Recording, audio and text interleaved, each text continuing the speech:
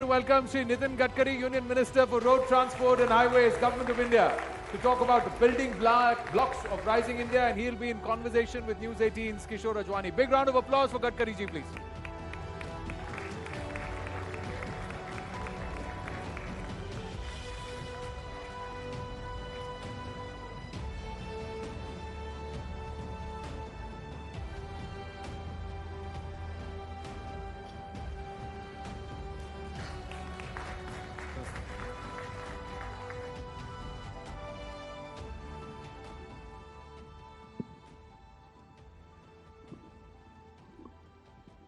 Welcome Gadkari ji. तो पहले तो मैं ऑडियंस को ये बता दूं, आपने एक वादा पूरा किया। आप पिछली बार जब आए थे आपने कहा था अगली बार हाइड्रोजन कार में आऊंगा, और आज आप हाइड्रोजन पावर्ड कार में ही आए हैं।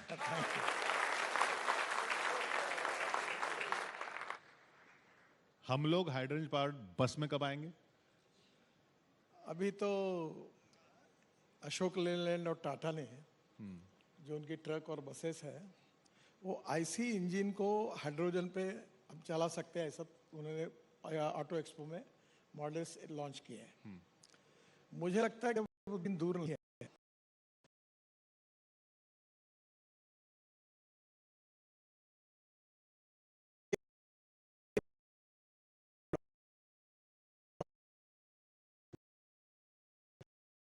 पानी से और ऑर्गेनिक वेस्ट से होता है वो ग्रीन हाइड्रोजन। अभी मुझे बताते हुए खुशी हो रही कि दिल्ली में 3 बड़े बड़े माउंटेन्स हैं। मैंने कहा कि ये पर्यटन स्थल बन गए। ये कचरे के हैं, गाजीपुर और 2 जगह पर। तो अभी हमने 20 लाख टन कचरा, ये जो दिल्ली का यूरिया 2 जो है रिंग रोड, ये जो सोनीपत के आते हुए पेरिफेरल रोड के बाद एयरपोर्ट जाने के लिए 2 से 2.5 घंटे लगते थे, अब 20 मिनट में लोग जाएंगे डायरेक्ट। वो रोड पूरा बना है, उसमें हमने 20 लाख टन कचरा यूज़ किया है। अब इसी कचरे को सैग्रीगेट करके इसमें प्लास्टिक, मेटल और ग्लास को अलग करके जो ऑर्गेनिक वेस्ट होगी वो बायोडाइजेस्टर में डाल के उससे मीथेन बनाकर मीथेन से हाइड्रोजन बनेगा। एक मार्ग ये है जो एग्रीकल्चर में जो परली है, cotton straw, wheat straw, rice straw bagasse, उससे होगा। और दूसरा सोर्स जो है ये जो गंदा पानी है, कोई भी पानी है पर हम लोग वेस्ट वाटर यूज़ करें, और उसमें इलेक्ट्रोलाइज़र, हम इस समय वर्ल्ड में इलेक्ट्रोलाइज़र के नंबर 1 मैन्युफैक्चरिंग हब है। हम अमेरिका को एक्सपोर्ट कर रहे हैं। तो इलेक्ट्रोलाइज़र से हम लोग पानी से ऑक्सीजन और हाइड्रोजन अलग करेंगे। फिर जो जनरेटर लगेगा 500 बार तक या 700 बार तक कंप्रेस करने के लिए, वो हम लोग 100% बायो इथेनॉल पर लेंगे, क्योंकि उसमें डीजल खर्चा करने से बढ़ेगा तो कॉस्ट बढ़ेगी। तो वो ये पानी से भी हाइड्रोजन होगा। प्रॉब्लम एक है कि 1 किलो हाइड्रोजन के लिए 50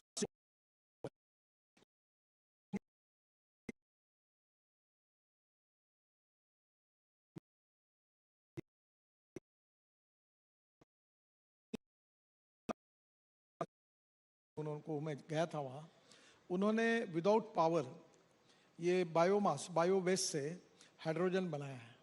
तो वो $1 आएगा, तो 80 रुपये में हम लोग 450 किलोमीटर चल पाएंगे। तो लोगों में बहुत सस्ता होगा, ट्रक, बसेस, कार, स्कूटर।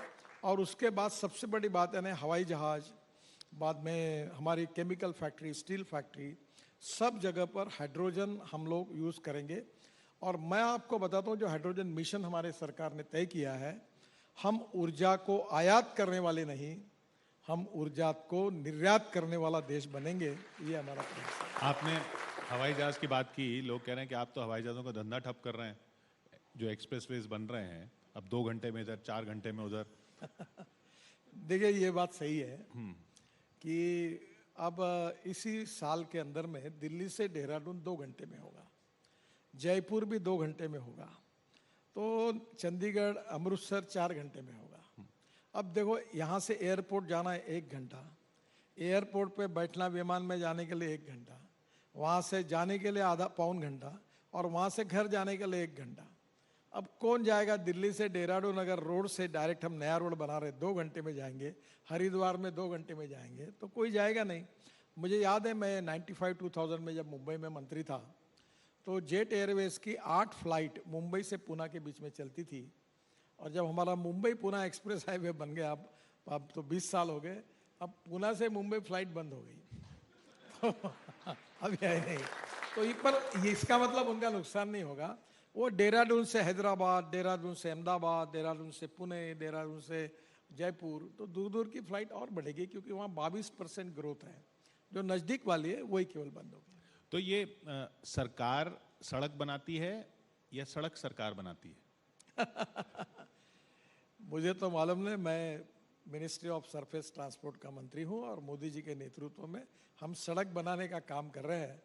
और सड़क बनाने से मुझे लगता है कि हमारे देश में जहाँ सड़क बनती है वहाँ विकास होता है। अभी ये द्वारका एक्सप्रेस हाईवे जो हम बना रहे हैं, तो मुझे मालूम नहीं, एक दिन मुझे एक सज्जन हवाई जहाज में मिले और मेरे पैर छुए तो बोला ऐसा क्यों कर रहे हो? बोले मेरा पूरा धंधा चौपट हो गया था। जैसे आपने ये जो द्वारका एक्सप्रेस हाईवे बनाया तो उसके बाद में बोले मुझे 2-2.5 हज़ार करोड़ का फायदा हुआ। अब मेरी प्रॉपर्टी सब बढ़ गई और ज़मीन को भाव आया। तो अभी ये दिल्ली की डेवलपमेंट और अच्छी बात आपको बताता हूँ। मुझे पहली बार पता चला कि ये जो जैसे ये जिस रोड की मैंने उल्लेख किया कि 20 मिनट में हम आएंगे द्वारका, ये जो चंडीगढ़ रोड से, तो इसमें दोनों बाजू में इतने हमने 76 किलोमीटर रोड बनाए। एक्चुअल रोड है 34 किलोमीटर का, पर इसको जोड़ने वाले भी सब रोड बनाए। इसके कारण दिल्ली की आने वाली डेवलपमेंट इसी बाजू में बहुत बड़े प्रमाण पर होगी और जिसके कारण निश्चित रूप से पोल्यूशन तो कम होगा ही, पर प्लान डेवलपमेंट उस एरिया में होगी, वो भी एक प्रकार से दिल्ली के लिए फायदा होगा। ये जहाँ तक राजनीति की बात है, आपने कह दिया कि मैं मक्खन नहीं लगाऊंगा, वोट दो या ना दो। ये ऐसा राजनेता कौन बोलता है? ऐसा नहीं है। मैंने जो बोला वो एक ही वाक्य आपको मालूम है। मैंने ये कहा कि अगर हम काम करेंगे और काम करने के बाद जनता हमको बिल्कुल सपोर्ट करेगी, हम झूठे आश्वासन और बाकी बातों का मक्खन लगाने की कोई ज़रूरत नहीं है।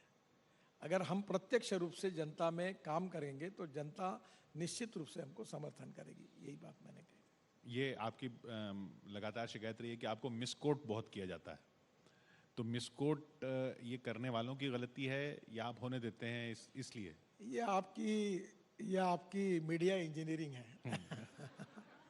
एक आदमी गलत छापता है पहले अपने वेबसाइट पर। इसमें ऐसे ही हुआ कि एक दिन कुछ नहीं हुआ, फिर एक ने अपने वेबसाइट पर ऐसा गलत कोट किया, फिर उसको बोलने के बाद 3-4 घंटे में उसने निकाल लिया, तब तक बाकी लोगों ने उठाकर उसमें गलत न्यूज़ बना दी। ये मीडिया की क्रेडिबिलिटी के लिए अच्छा नहीं है। जो बोलते हैं वो जरूर छापना चाहिए, जरूर लिखना चाहिए। जो नहीं बोला वो लटकाना बराबर नहीं है, इतना ही है इसमें। ये भाषा में भी हो जाता है कि मराठी से हिंदी इंग्लिश में जाते जाते बात सीरियस हो जाती है? नहीं, मुझे लगता है कुछ एक सेक्शन ऑफ लोग ऐसे हैं, वो जानबूझकर न्यूज़ बनाने के लिए जब कन्विंस नहीं किया जा सकता तो कंफ्यूज करने के लिए इस प्रकार का कुछ तो भी थोड़ा गर्मा गर्मी क्रिएट करने के लिए ऐसी झूठी न्यूज़ लिखते हैं और जानबूझकर लिखते हैं, ऐसा मुझे लगता है। आप बिल्कुल नाराज नहीं है? मैं नाराज नहीं। देखो, मैं इमरजेंसी से आया हूँ और इमरजेंसी के बाद ही राजनीति में आया, तो मैं बोलता हूँ कि ये मीडिया को ने अब समझना चाहिए कि उनकी क्रेडिबिलिटी के लिए वो कैसे काम करें।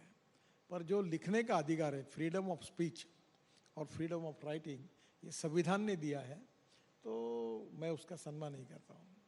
आप स्टूडेंट लीडर भी रहे और स्टूडेंट लीडर्स लेकर अब तक का सफर आपने देखा, आपने कई बार ये बात कही कि सबसे मुश्किल है कानून बनाना, तो ठीक है, लेकिन कानून मनवाना बहुत मुश्किल है। आप जब स्टूडेंट लीडर थे तब आप कानून मानते थे सारे? देखिए, हमारे देश की एक समस्या है, ये बहुत गंभीर विषय है। कानून के प्रति डर भी नहीं और कानून के प्रति सम्मान नहीं, विशेष रूप से रोड सेफ्टी के बारे में। कोई सिग्नल है तो रुकना चाहिए।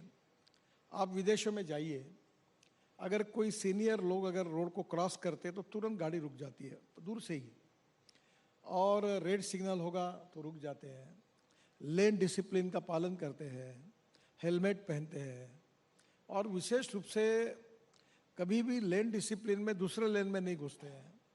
हमारे यहाँ दुर्भाग्यवश हम कानून को सीरियसली नहीं लेते हैं। अभी ड्राइविंग लाइसेंस, अमेरिका में ड्राइविंग लाइसेंस अगर मिलाना है तो 1-1 महीना लोग किताबों में अध्ययन करते हैं अध्ययन करने के बाद थ्योरी परीक्षा देते हैं, फिर प्रत्यक्ष जाकर वो टेस्ट देते हैं, फिर लाइसेंस मिलता है।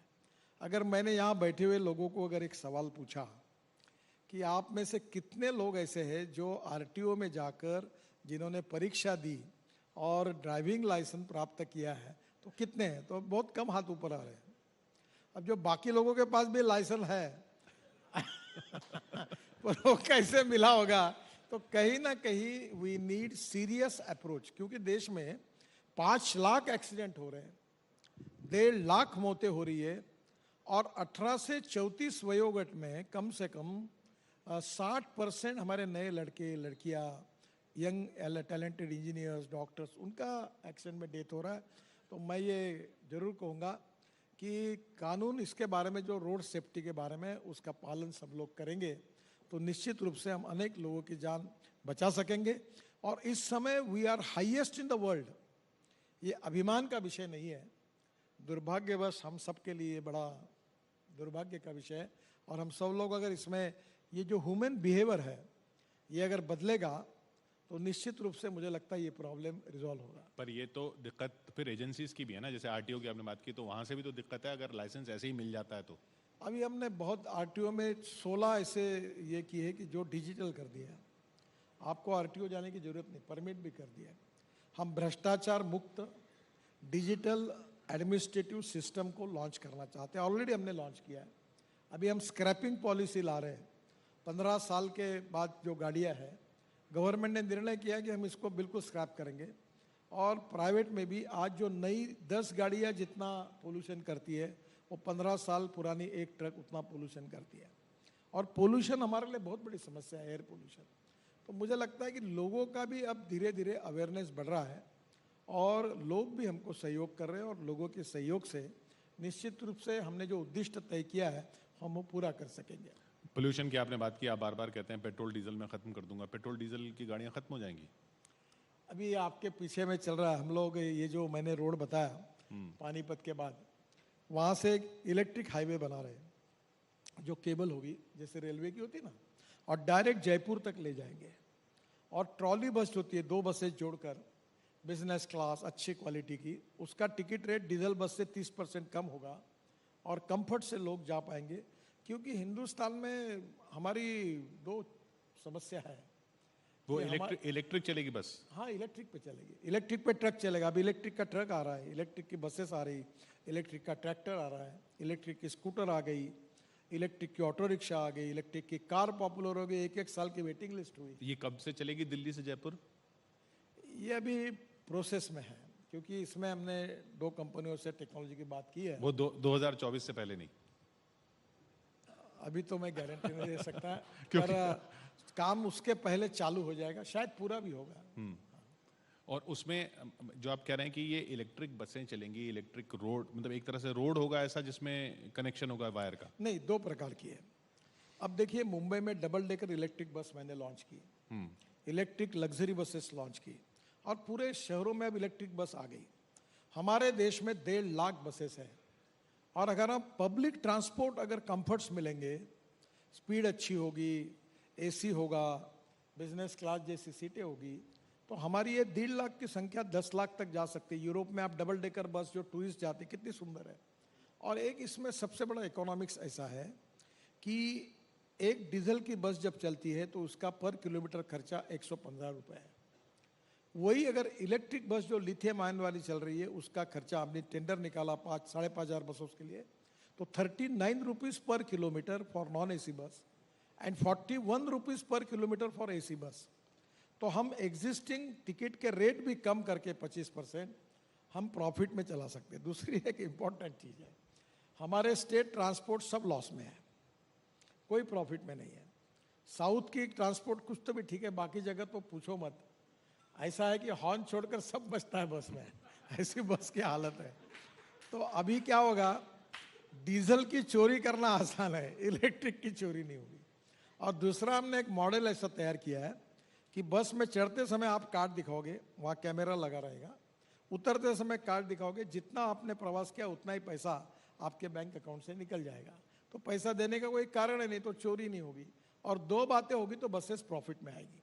अब मैं ये कोशिश कर रहा हूँ कि स्टेट गवर्नमेंट को हम लोग प्राइवेट इन्वेस्टर को बोल रहे हैं कि तुम बसेस को फाइनेंस करो, हम ऑपरेटर को बसेस देंगे और जो टिकट का पैसा होगा रोज एस्क्रो अकाउंट में जमा होगा और पहले पैसा बस वाले को मिलेगा और बाद में पैसा बाकी बातों के लिए खर्चा होगा। और इस प्रकार से पब्लिक प्राइवेट ट्रांसपोर्ट में कम से कम 1.5 से 2 लाख बसेस इलेक्ट्रिक में स्टेट गवर्नमेंट के इसमें लाने के बारे में हम एक योजना बना रहे हैं और जिसके कारण प्रदूषण भी कम होगा, टिकट रेट भी सस्ते होंगे और लोग पब्लिक ट्रांसपोर्ट में अच्छे एयर कंडीशन में अच्छे प्रकार कंफर्ट्स लेकर प्रवास करेंगे। वो तो विपक्ष के नेता भी कहते हैं कि आप जब जितने भी ये सब करते हैं उसमें भेदभाव भी नहीं करते विपक्ष के खिलाफ। कहीं पे भी कोई प्रोजेक्ट हो, विपक्ष का राज्य हो या किसी की कॉन्स्टिट्यूंसी हो, उसमें भी भेदभाव नहीं होता।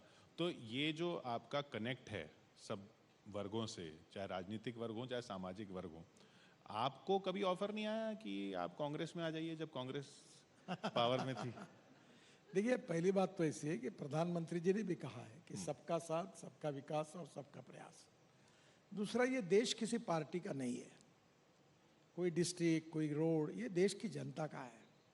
और मैं बीजेपी का हूँ, BJP is a part of my life conviction, तो मेरी पार्टी छोड़ने का तो सवाल ही नहीं उठता। नहीं, जब वो पावर में थे और आप पार्टी बहुत स्ट्रगल कर रही थी। मुझे सब पार्टी के लोग आते हैं जो हमारे विरोधी भी है, उनका काम अगर उचित है, न्यायपूर्ण है, तो मैं सबके काम करता हूँ। इतना ही नहीं, पब्लिक में से भी कोई आता है और बोलता है ये मेरा प्रॉब्लम है, अगर वो सही है तो मैं कर देता हूँ। और सही काम लोकतंत्र में सबका होना चाहिए, यही लोकतंत्र की व्याख्या है। और गलत काम अपने को अभी नहीं करना चाहिए, ये भी उतना ही आवश्यक है। तो आप वाकई मानते हैं कि जनता वो फिर परफॉर्मेंस ऑडिट करेगी? देखिए, मैं इतना ज़्यादा सोचता भी नहीं हूँ, मैं पॉलिटिशियन कम हूँ, सोशल वर्कर ज़्यादा हूँ। मैं बहुत से सोशल प्रोजेक्ट भी करते रहता हूँ और मेरा अनुभव ऐसा है कि आप अगर काम ठीक से करोगे तो लोग जात, पंथ, धर्म, भाषा, सेक्स और पार्टी, इससे ऊपर उठकर आपको समर्थन करते हैं। और ये लोग भी जानते हैं कि भाई ये काम हुआ है तो लोग निश्चित रूप से सपोर्ट करते हैं।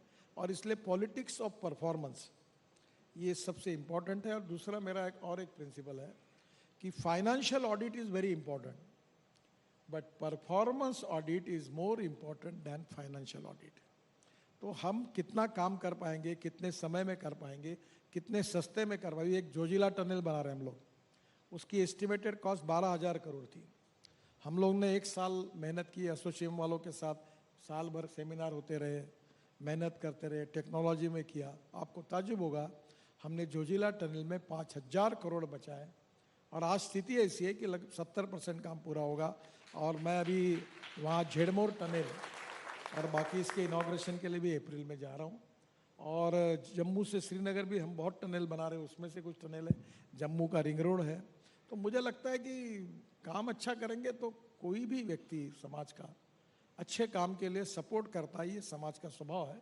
इस बात पर मेरा विश्वास है। वो मैंने इसलिए पूछा क्योंकि वो महाराष्ट्र में खासतौर पे अभी आइडियोलॉजी को लेकर बड़ा हो रहा है कि आइडियोलॉजी अलग है, फिर भी पार्टियां साथ में हैं। अब सावरकर साहब को लेकर इतना बड़ा विवाद हो गया। देखिए, अटल बिहारी वाजपेयी अक्सर एक बात कहते थे, मतभेद होने चाहिए, मनभेद नहीं होने चाहिए। और दूसरी बात, अब मैं अपने बचपन से स्वतंत्रवीर सावरकर को मैंने उनका पढ़ा है और जब उनकी माझी जन्मठे करके किताब थी वो जब पढ़ी मैंने तो मेरे आंखों में आंसू थे। अगर इस देश के लिए स्वतंत्रवीर सावरकर जी ने जो किया है वो, मुझे लगता है उनके विचारों के बारे में मतभिन्नता हो सकती है, क्योंकि त्याग, तपस्या, बलिदान, समर्पण, पूरा परिवार बर्बाद हुआ, भाई बर्बाद हुए, पत्नियों ने पूरे साल भर जेलों में रहे, जेलों में इतना कष्ट सहन किया वो देश की स्वतंत्रता के लिए। तो मुझे लगता है कि अध्ययन करके फिर लोगों ने कमेंट्स करनी चाहिए। ऐसे जिन लोगों ने देश के लिए कुर्बानी दी, स्वाधीनता मिला कर दी, उनके बारे में इस प्रकार की कमेंट्स करना लोगों को भी पसंद नहीं आता। चलिए, एक आखिरी सवाल, कुछ ऑडियंस क्वेश्चंस थे मेरे पास लेकिन वक्त खत्म होता हुआ, लेकिन मैं कुछ सवाल ले लेता हूँ कि अगर आप ऑनलाइन जब देखते हैं तो पॉलिटिकल न्यूज़ के अलावा और क्या क्या देखते हैं? मैं तो गाने सुनता हूँ मैं न्यूज़ देखता नहीं। सुबह उठने के आप बाद गाने सुनाते भी हैं? नहीं, सुबह उठने के बाद मैं 1-1.25 घंटा व्यायाम करता हूँ, प्राणायाम करता हूँ, तो तब मैं न्यूज़ सुनता हूँ। और फिर रात को 12 बजे कोई होगा तो एक आध बार न्यूज़ सुनता हूँ। मैं ज़्यादा दिन टीवी देखता भी नहीं और मुझे पसंद भी नहीं, कार्यक्रम भी नहीं देखता। दूसरी बात, अगर मैं पसंद क्यों नहीं? आपने बोला पसंद भी नहीं। आप वही बताते इसने क्या किया, उसने क्या कहा, इसने क्या किया, उसने क्या किया, ये इसका हुआ, उसने ऐसा किया। वो आप सच बताओ मैं आपको, जो कॉमन लोग हैं उनको इसमें इंटरेस्ट नहीं है। Knowledge is the power. आप मीडिया का उपयोग लोगों को इंफॉर्मेशन देने के लिए करेंगे, टेक्नोलॉजी नई बताने के लिए करेंगे, नए इनोवेशंस बताएंगे, तो पीढ़ी देखते। अभी भी यूट्यूब पर मैं जब बोलता हूँ तो मेरे कितने जगह, मुझे पूरे वर्ल्ड में लोग सुनते हैं, मुझे यूट्यूब पैसा देती है, बहुत मिलता है। आप ये समझिए कि लोगों को कोई नई बात सुनने में इंटरेस्ट है। अब नितिन गडकरी ने क्या कहा, उसके ऊपर राहुल गांधी ने क्या कहा, फिर राहुल गांधी ने क्या कहा, उसके ऊपर इसने क्या कहा। इसमें आपको भले इंटरेस्ट हो, अब पब्लिक को इसमें ज्यादा इंटरेस्ट है।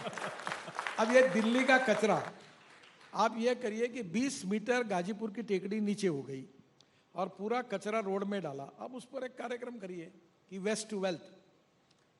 मैंने अपने मथुरा में ये 80 mld स्लज हाइब्रिड एन्यूटी में प्रोजेक्ट किया, उसको पानी शुद्ध किया और त्रिवेणी इंजीनियरिंग कंपनी ने प्रोजेक्ट किया, 40% सरकार ने दिए और वो शुद्ध पानी निकालकर इंडियन ऑयल रिफाइनरी को बेचा। वो 20 करोड़ साल के दे रहे हैं और प्रोजेक्ट सक्सेसफुल हुआ।